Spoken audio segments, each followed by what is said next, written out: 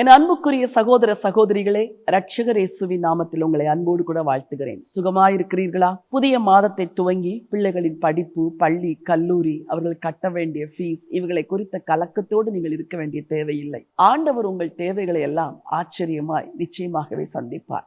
பல வேளைகளில் நீங்கள் ஜெபம் செய்துவிட்டு ஆண்டவர் இந்த ஜெபத்தை கேட்டாரா இல்லையா என்ற கலக்கத்தோடு இருக்கிறீர்கள்.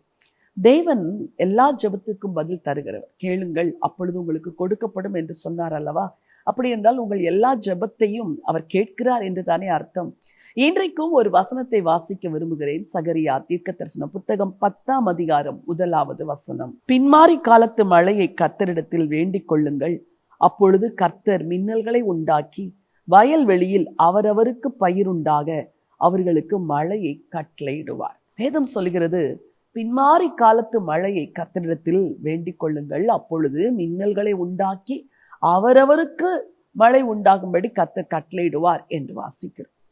வேண்டிக் கொண்டால் அவர் மழையை தருவார். மழைக்காக வேண்டினால் மழையை தருவார், சமாதானத்திற்காக வேண்டினால் சமாதானத்தை தருவார், இரட்சிப்புக்காக வேண்டினால் நிச்சயமாய் இரட்சிப்பை தருவார். உங்களில் சிலர் நினைக்கிறீர்கள், என் குடும்ப இரட்சிப்புக்காக நான் பல ஆண்டுகள் ஜெபித்துக் கொண்டிருக்கிறேன், பதிலே வரவில்லை என்று. இரட்சிப்பு கர்த்தருடையது. ஒவ்வொருவரையும் ரட்சிப்பதற்கு ஆண்டவர் ஒவ்வொரு வழியை வைத்திருக்கிறார், விதத்தை வைத்திருக்கிறார், நேரத்தை வைத்திருக்கிறார். நீங்கள் நினைக்கிற நேரத்தில், நீங்கள் நினைக்கிற விதத்தில் தேவன் கிரியை செய்வார் என்று எதிர்பார்க்க கூடாது. அவருக்கே உரிய ஒரு வழி இருக்கிறது, அந்த வழியில் ரட்சிப்பார். நீங்கள் செய்ய வேண்டுவதெல்லாம் தொடர்ந்து உங்கள் ஜெபங்களை ஏறிடுங்கள். பின்மாறி காலத்து மழையை கர்த்தரிடத்தில் வேண்டிக் கொள்ளுங்கள் என்று சொன்னவர் மழையை கட்டளையிடுவார் என்ற நம்பிக்கையோடு கூட அந்த வார்த்தையை முடிக்கிறார். உங்களுக்கும் இதுதான் நம்பிக்கை. வேண்டிக் கொள்ளுங்கள், நன்மையை கட்டளையிடுவார். வேண்டிக் கொள்ளுங்கள், சுகத்தை கட்டளையிடுவார். வேண்டிக் கொள்ளுங்கள், ஜெயத்தை கட்டளையிடுவார். உங்களுக்காக ஜெபிக்க விரும்புகிறேன். ஜீவனுள்ள தேவனே, நல்ல ஆண்டவரே, நாங்கள் உம்மிடத்தில் வேண்டிக் கொள்கிற எல்லா ஜெபத்திற்கும் நீங்க ஆமென் என்று பதில் கொடுக்கிறதுக்காய் ஸ்தோத்திரம்.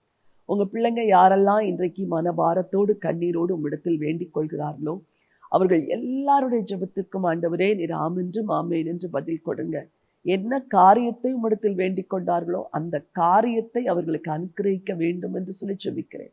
சேஷமாய் பின்மாறி காலத்து மழையை வேண்டிக் கொள்ளும்படி சொன்னீர். ஒரு பெரிய எழுப்புதல் தேசத்துல வரட்டும் ஆண்டவரே, ஒரு பெரிய எழுப்புதல் சபைகளிலே வரட்டும் அப்பா, ஊழியங்களிலே வரட்டும் அப்பா. அப்படிப்பட்ட ஒரு பெரிய மாற்றத்தை கர்த்தர் தந்து உங்க நாமத்தை மகிமைப்படுத்துங்க ஆண்டவர் இயேசுவின் மூலம் பிதாவே, ஆமென். பிரியமானவர்களே, கர்த்தர் ஜெபத்தை கேட்கிறவர். நீங்கள் எதற்கெல்லாம் ஜெபிக்கிறீர்களோ எல்லாவற்றுக்கும் நிச்சயமாய் பதில் தருவார். நம்பிக்கையோடு ஆண்டவரிடத்தில் வேண்டுங்கள், பதில் தருவார் என்ற நம்பிக்கையோடு ஜெபத்தை முடியுங்கள். இந்த நினைவோடு இந்த நாளை துவங்குங்கள். இந்த நாள் ஒரு வெற்றியின் நாள். God bless you.